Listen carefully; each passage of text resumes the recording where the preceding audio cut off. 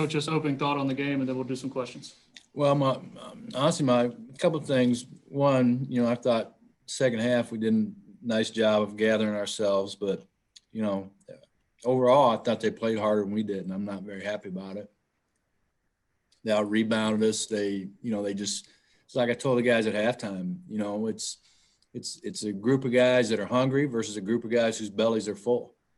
And, I think sometimes people don't understand, when the expectations are so high, there's a lot of pressure that goes with it. And sometimes that's how it comes out. And you just, it's just hard. You have to be special to stay motivated when you win, and you win a lot and you're used to it. And that's why it's hard to stay on top.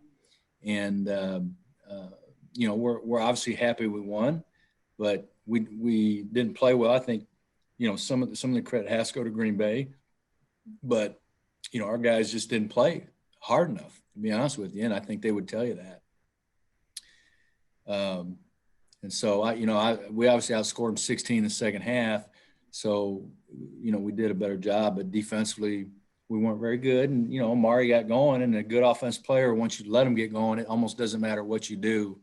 And that's kind of where it got for us in the second half. I was going to ask you, Coach, Amari, what was this difference with him today versus yesterday, getting 35 like he did? I don't know. You have to ask him that. I don't know. I think they probably gave him a little more freedom today than they did yesterday. And,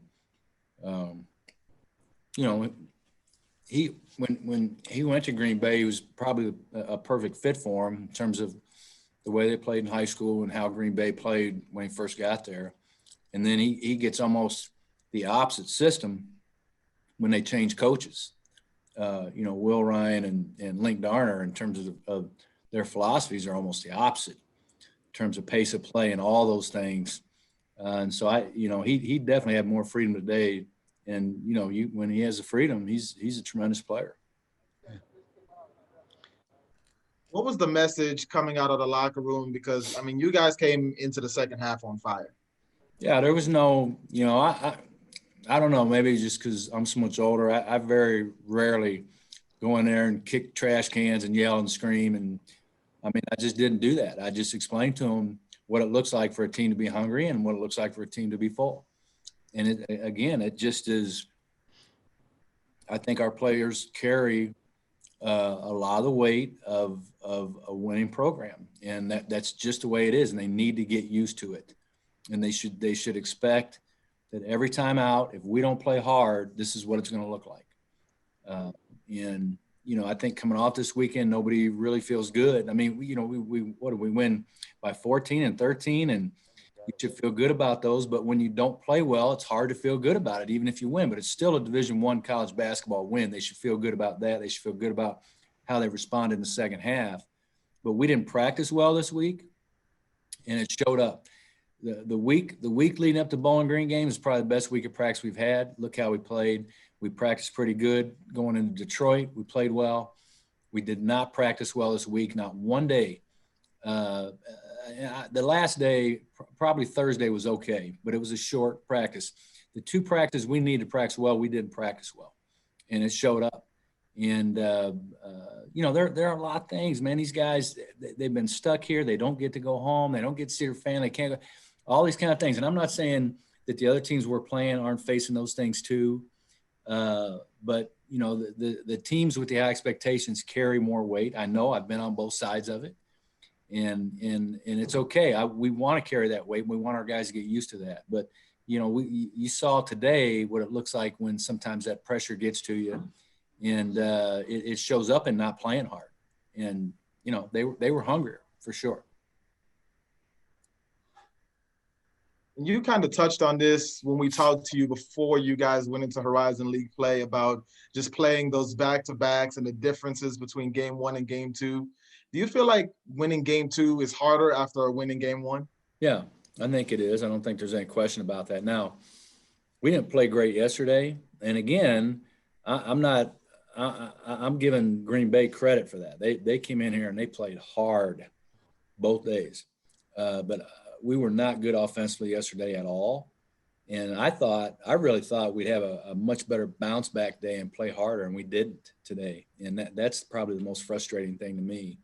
But it's not very easy to win the second game when you've won the first. Whatever. It's not easy to win any college basketball game. It's just not. They're going to be a struggle, and more of them are made up of games like today than the game like at Bowling Green, where everything's easy. More of them are, that are made up of situations you have to fight through, and you have to grind and do those things, and you can't get down, and you have to encourage your teammates. And, we have a lot of work to do in that area. I think emotionally we've got to grow up as a basketball team. We're struggling with that right now. We need to move past that. And when things get tough, we need to be tougher. Scott, you still ended up with 6 guys in double figures. The guys who did play, seemed like they had nice gains for you overall. Yeah, it's, all that stuff's great. The offense, we were better offensively today, and we were absolutely worthless defensively today, particularly early when we needed to be good. Had we been good defensively early, I think we would have done a better job and not let Amari get going. And then the other players play off of him. He gives them confidence. But we were no good defensively in the first half, and that's what I'm most concerned with. And that's what we're going to work on. The rebounding was an absolute I just was not happy about it at all today. And so we're going to get those things worked out. We're going to do as much as we can in practice without hurting people, because we obviously don't want to do that this time of year. But we're going to get some things worked out for sure. One thing that I did notice on the defensive end, especially in the second half, is that your team did a good job turning defense into offense, getting the steals and converting on easy buckets in the transition. Is that something that you emphasized? Well, yeah, on misses, we want to run. We want to get easy shots. And, we really got our hands on a lot of passes and tip passes and made some nice plays there, I thought, when we made that run. Trey is so good at that. He just got such quick hands and makes so many plays that people don't even notice. But yeah, I mean, that's what you can do when you get stops. When you don't get stops, then you end up grinding it out every possession. And so we got several stops there in a row. And I mean, it went from a very close game to 15 points in a hurry. But it was all because we were guarding, not because we were playing great offensively. We play great offensively when we're guarding. And can you talk about what you saw from Jalen Hall today? He had possibly his best game of the season. He had 22. He was efficient, and he looked like he was getting it done on both sides of the ball. Well, he's a great defender. He could be the best defender I've ever coached, and I want him to be. He's not to that level now, but he could be. He has that ability. And he has struggled to be efficient offensively, to shoot the percentage he wants to, but he's getting more comfortable. And, to see him go 7 for 9 today is a good deal. And so, we're all happy about that, and everybody gets a pat in the back when you score 22 points, but I want him patted on the back for playing great defense.